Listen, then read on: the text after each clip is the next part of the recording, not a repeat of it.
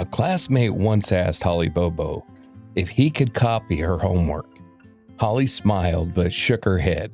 No, she told him, it wouldn't be fair. Not to him, not to her, and not to anyone. She was only a little girl growing up outside Darden, Tennessee, but the people who knew Holly would remember that moment for years. It wasn't really about homework, it was about the kind of person she already was. Quiet, deeply kind, and guided by a strong sense of right and wrong that never seemed to leave her. Years later, those same qualities would lead her toward nursing, toward caring for others, and toward a life built on serving the people around her. That is where Holly's story begins. You're listening to Voices from Dark Dialogue. This is Holly Lynn Bobo's story. Holly Lynn Bobo grew up just outside the small community of Darden, Tennessee, where church wasn't simply something her family attended on Sundays. It was part of everyday life. She sang in the choir at Corinth Baptist Church, loved spending time with her family, and possessed the same quiet integrity that made her refuse to let a classmate copy her homework years earlier. By the time she reached adulthood, Holly knew exactly what she wanted to do with her life. She wanted to become a nurse. For the people who knew her, it wasn't surprising. Caring for others wasn't simply a career choice. It reflected the person she'd always been. Gentle, compassionate, and happiest when she was helping someone else. She was 20 years old, studying nursing at the University of Tennessee at Martin's Parsons Center, still living at home with her parents, Karen and Dana, and building a future with her high school sweetheart, Drew Scott. Life wasn't perfect, but it was moving in exactly the direction that Holly had imagined. Everything changed on the morning of April the 13th, 2011. As Holly prepared for a nursing exam, she disappeared from the carport of her family's home. What followed became one of the largest searches in Tennessee history. Volunteers, law enforcement officers, friends, neighbors, and complete strangers searched fields, the woods, rivers, and back roads, hoping Holly would somehow be found alive. Instead, the questions only grew.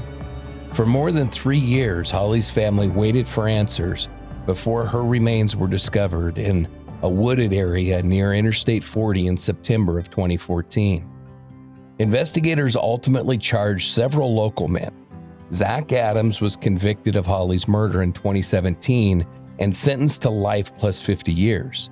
His brother Dylan later entered a plea agreement related to the case, but Holly's story did not end with the verdict. In the years that followed, the prosecution's key witness recanted his testimony, raising new legal questions that continue working their way through the court system today. As of this recording, Holly's family has attended every major hearing, every appeal, and every significant court proceeding. Whatever the courts ultimately decide, one truth has never changed. They have never stopped showing up for Holly. Cases have a way of changing with time. Evidence gets re-examined, witnesses change their stories, appeals are filed, arguments continue, years pass. But none of those things change the person at the center of the story. Holly was never just a case file.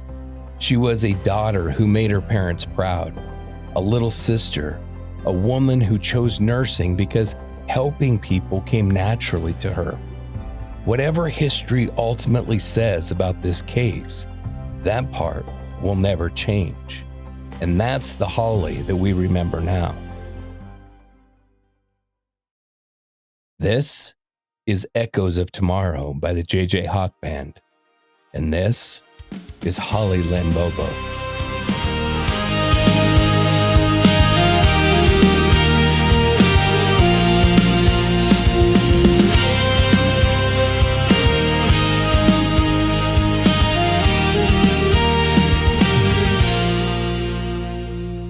Holly Bobo kept a spiral notebook from her nursing classes. Across the front, in her own handwriting, she'd written 2 simple words: student nurse. And right beside them, she'd drawn a smiley face.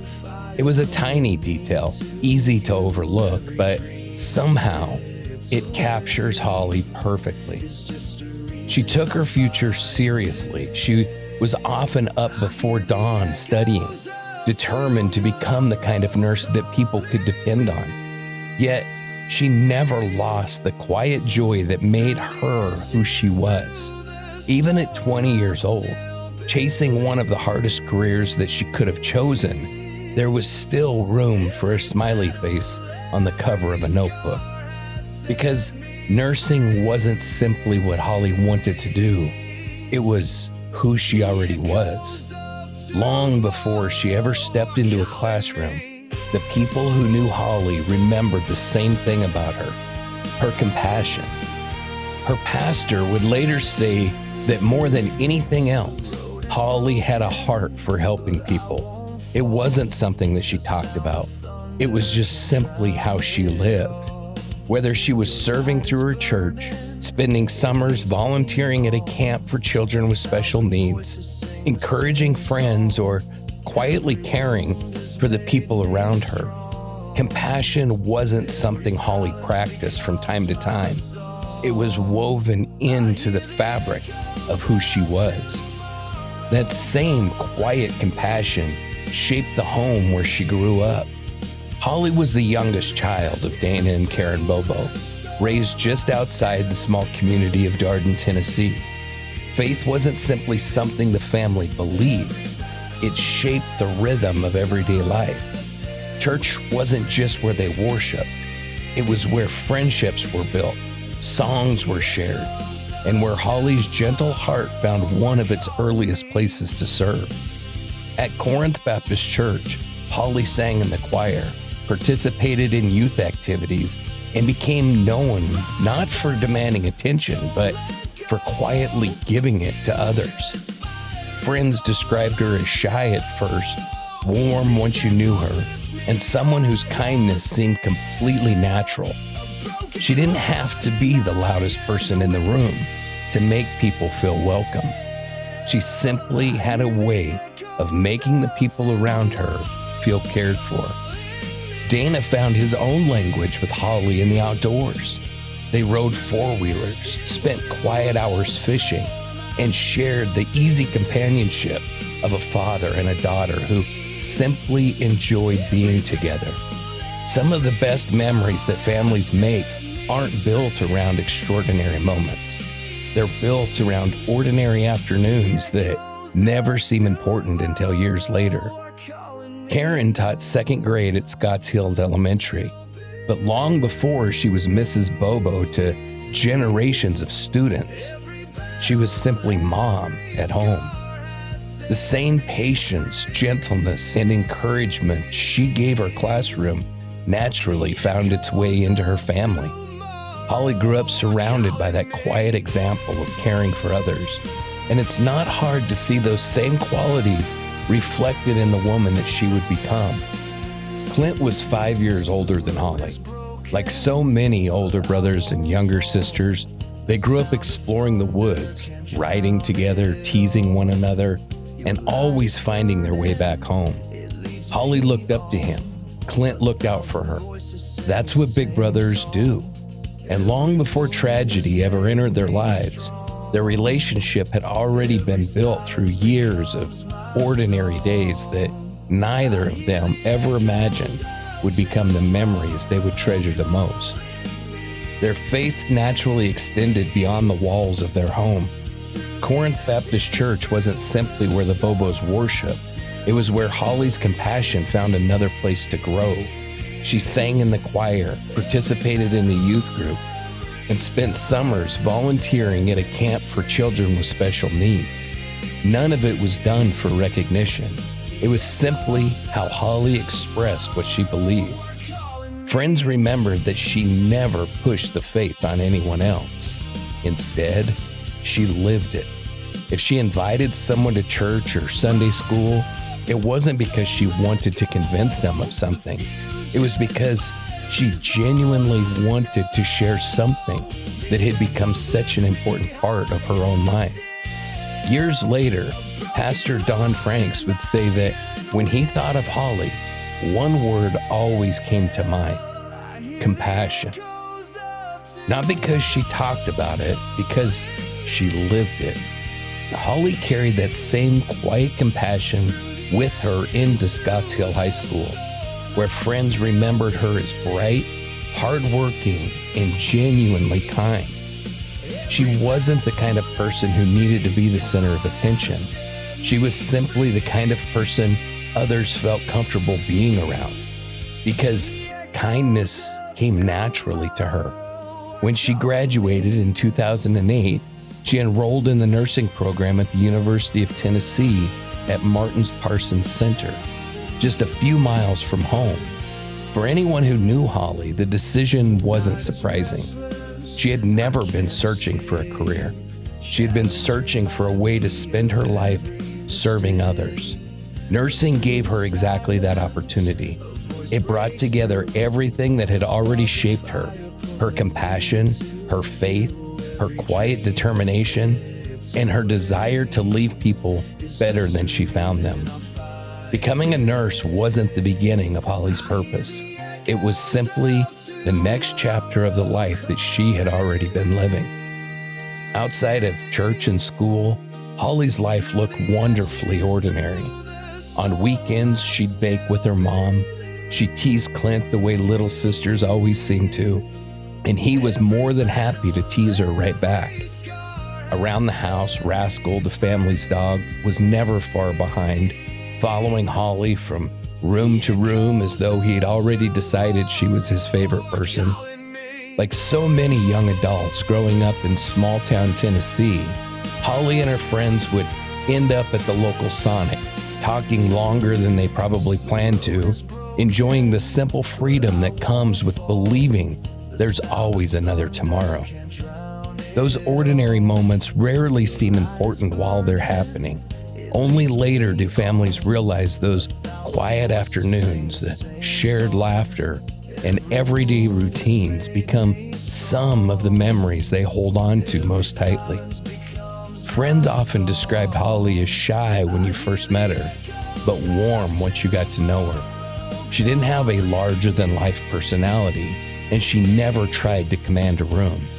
Instead, people remembered something much quieter. They remembered how she made them feel: welcomed, cared for, and just a little better after spending time with her. Holly was building a future with her high school sweetheart, Drew Scott. Theirs wasn't a whirlwind romance. It was the kind of steady, familiar relationship that grows over years of shared experiences, quiet conversations, and the confidence that tomorrow will come. At Christmas in 2010, Drew gave Holly a promise ring. She treasured it, wearing it every day, not because it was expensive, but because of what it represented. They weren't simply dating. They were planning a life together. Music was another way that Holly cared for people. She had a beautiful singing voice, one that friends, family, and members of her church remembered long after she was gone.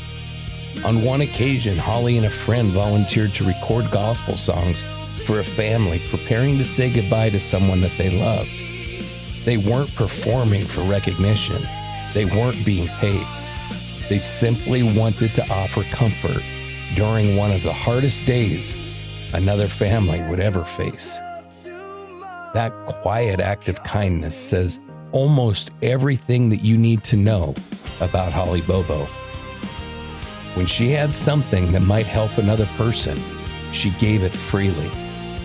The future Holly imagined wasn't extraordinary.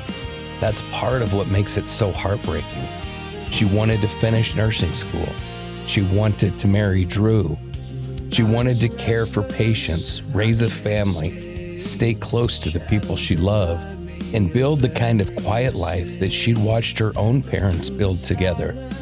For Holly, that would have been enough, because happiness to her was never measured by fame or by fortune. It was measured by people, by faith, by service, by coming home at the end of the day knowing that she'd made someone else's day a little easier. Those were the dreams that disappeared, not because they were extraordinary, but because they were beautifully ordinary. Pastor Don Franks once said that Holly wanted her life to count. Looking back now, it's hard to imagine a more fitting description. She never became the nurse that she dreamed of becoming, but her life continues to care for people in ways no one could have imagined. Tennessee passed the Holly Bobo Act, raising the age for statewide missing person alerts from 18 to 21 so other families wouldn't have to wait for help simply because their loved one had reached adulthood. Her cousin, country singer Whitney Duncan, gave Holly another kind of legacy, writing the song Better Place so her voice and Holly's memory would continue reaching people long after she was gone. In Darden, people still remember the young woman who grew up on Swan Johnson Road. They remember the girl who sang in the choir at Corinth Baptist Church. They remember her kindness, her quiet faith, and the compassion that shaped every part of her life. Even something as simple as locking a front door means something different there now. A quiet reminder that one life can change an entire community. Holly wanted her life to matter. It did, and it still does. Every patient that she never had the chance to care for reminds us of the nurse that she was becoming. Every young adult whose disappearance now receives an immediate alert carries forward a small part of her legacy. Every time Better Place is played, every time someone remembers her voice, every time someone chooses kindness because that's what Holly would have done, her story continues. And I think, at the end, that's how Holly would want to be remembered. Not for the way her life ended, but for the love, compassion, and quiet goodness she gave while she was here, and how her memory continues to inspire that in others.